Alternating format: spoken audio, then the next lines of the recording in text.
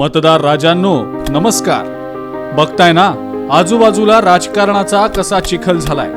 सध्याच्या राजकारणाचं चित्र तुम्हाला काही वेगळं सांगायची गरज नाही, पण या कठीण परिस्थितीवर मात करून विकासाचा सूर्योदय आपण पाहू शकतो. जनतेच्या, सर्वसामान्यांच्या, आपल्या माणसांच्या प्रती काहीतरी देणं लागतं म्हणून सौ सुषमा मनोज घाग या गेल्या 20 वर्षांपासून उल्हासनगर परिसरात अविरतपणे जनतेची सेवा करतायत. छत्रपती शिवाजी महाराज, डॉक्टर बाबासाहेब आंबेडकर यांचा आदर्श आणि राजमाता जिजाऊ, झाशीची राणी लक्ष्मीबाई आणि क्रांतिज्योती सावित्रीबाई फुले यांच्या कार्यप्रेरणेतून सौ सुषमा मनोज घाग या समाजातील सर्वसामान्य, वंचित, बहुजन, महिला, युवक, विद्यार्थी, कामगार अशा सर्व घटकांच्या प्रश्नांसाठी सत्याची आणि न्यायाची लढाई लढतायत.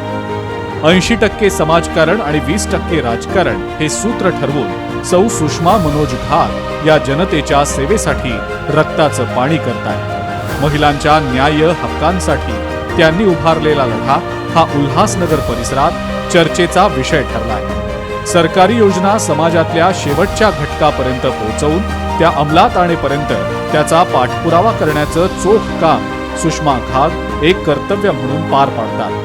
महिलांच्या सन्मानासाठी आणि उद्धारासाठी महिला बचत गटाची स्थापना करून त्यांनी महिलांना आत्मनिर्भर केलं. रस्ते, गटार, नालेसफाई, वीज, पाणी, कचरा, स्वच्छता या उल्हासनगरकरांच्या मूलभूत समस्यांसाठी सुषमा घाग यांनी लढा उभारला आणि वेळ पडली तर रस्त्यावर सुद्धा उतरल्या. सौ सुषमा मनोज घाग या गेल्या 20 वर्षांपासून निस्वार्थपणे आणि अविरतपणे उल्हासनगरकरांची सेवा करतायत. कोणताही राजकीय वारसा नसताना एक सर्वसामान्य कुटुंबातील महिला समाजसेवेचा वसा आपल्या खांद्यावर घेत असेल तर अशा व्यक्तिमत्वाला खंबीर साथ देणं एक मतदार म्हणून आपलं कर्तव्य आहे.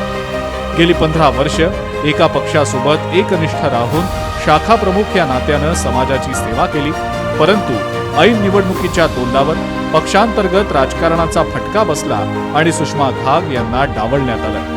परंतु त्या खचल्या नाही. डावलण्यात आल्याचं शल्य आपल्या मनात ठेवून आपली समाजासोबतची नाळ कधीच तोडायची नाही या तत्वावर त्यांनी भारतीय जनता पक्षातून लढण्याचा निर्धार केला.